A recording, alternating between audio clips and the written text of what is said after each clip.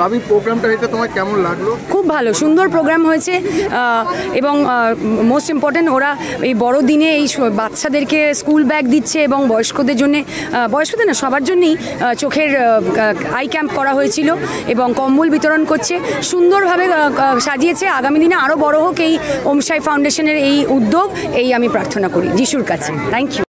আসলে আমার নাম সৌভিক ভট্টাচার্য, এরা আমার ওম সাই ফাউন্ডেশনের সবাই সদস্য, এরা প্রত্যেকেই।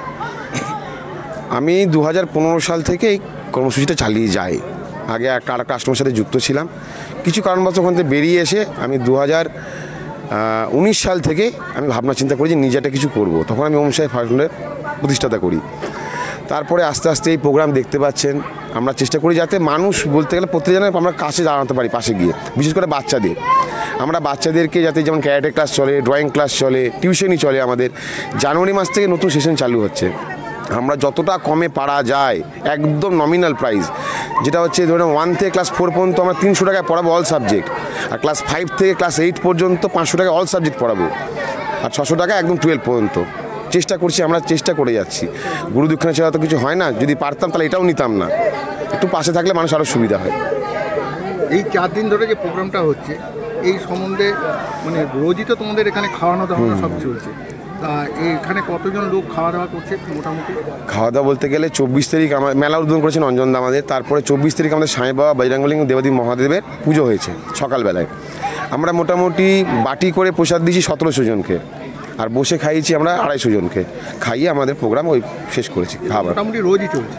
হ্যাঁ, রোজ প্রোগ্রাম চলছে। এখন একটা প্রোগ্রাম চলছে, কালকেও প্রোগ্রাম আছে। সকালবেলা খাওয়া দাওয়ার প্রোগ্রাম, আজকে সকালবেলা যেরকম ছিল চক্ষু পরীক্ষা ছিল, তারপর কম্বল বিতরণ হয়েছে, ভোগও বিতরণ হয়েছে সকালবেলায়। যারা প্রসাদ নিতে মানে কম্বল নিতে এসছে, প্লাস চক্ষু পরীক্ষা করেছে, তাদের সবাইকে আমরা প্রসাদ দিয়েছি। সকালবেলা আপনারা মোটামুটি প্রায় 150 জনকে, 150 থেকে না 150 না 250 জন, 150 জনকে প্রায় প্যাকেট দিয়েছে, আর বসিয়ে খাইছে 100 জনকে। এখন আর একটা বড় ধরনের আছে, সেটা হচ্ছে যে সমস্ত ছোট ছোট মানে বাচ্চারা যারা স্কুলে পড়াশুনো করে, তাদেরকে আমরা ব্যাগ বিতরণ করব। প্রায় 150 থেকে 200 বাচ্চাকে আমরা ব্যাগ বিতরণ করছি, স্কুল ব্যাগ। কতজনকে কম্বল দিয়েছেন আপনারা? আজকে মোটামুটি আমরা কম্বল দিয়েছি তাও 100 জনকে কম্বল দিয়েছি আমরা। পরবর্তী কি পদক্ষেপ আছে? পরবর্তী পদক্ষেপ বলতে গেলে আমরা মেয়েদের, আজকে তো মেয়েরা খুব, তোমাকে জিজ্ঞেস করি, তোমার যে স্কুল আছে, ক্যারাটে ক্লাস আছে, সেই সম্বন্ধে একটু কিছু? ওটাই বলছি দর্শকরা জানতে আমরা অ্যাকচুয়ালি আজকের ডেটে মেয়েরা কিন্তু মানে নর্মাল নেই, সেফ নয়। তাদের কিন্তু নানা রকম জিনিস হচ্ছে। তার জন্য আমরা চাইছি যাতে তারা ক্যারাটেটা শেখে, ক্যারাটেটা শিখলে তারা নিজের সেলফ ডিফেন্সটা শিখবে। আমরা চাই যেন এরা আসুক, বাচ্চারা, বিশেষ করে মেয়েরা। আমরা সম্বর্ধনা দিই, কিন্তু পাস করতে যেগুলো দরকার তাদের পাশে থাকার দরকার। আমরা সবসময় চেষ্টা করছি যে আমরা প্রত্যেকটা মানুষের কাছে পৌঁছানোর চেষ্টা করছি যে বাচ্চারা কিংবা মধ্য কথা হচ্ছিল শিক্ষার্থীরা যাতে তাদের ভালো রেজাল্ট করার জন্য যেগুলো দরকার, আমাদের সংগঠনের পক্ষ থেকে আমরা তাদের পাশে দাঁড়াবো এবং যেটা প্রয়োজন হবে আমরা যথেষ্টভাবে চেষ্টা করব যে তাদের সহযোগিতা করার জন্য। এটা আমাদের হচ্ছে নেক্সট আমাদের চিন্তাভাবনা রয়েছে।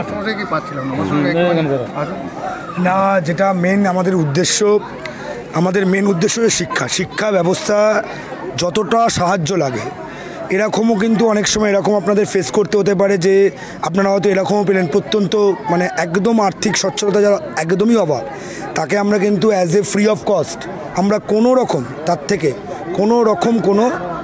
থেকে আর্থিক সাহায্য নেব না, একদম ফ্রি অফ কস্ট আমরা কিন্তু তার দায়িত্বভার নেব।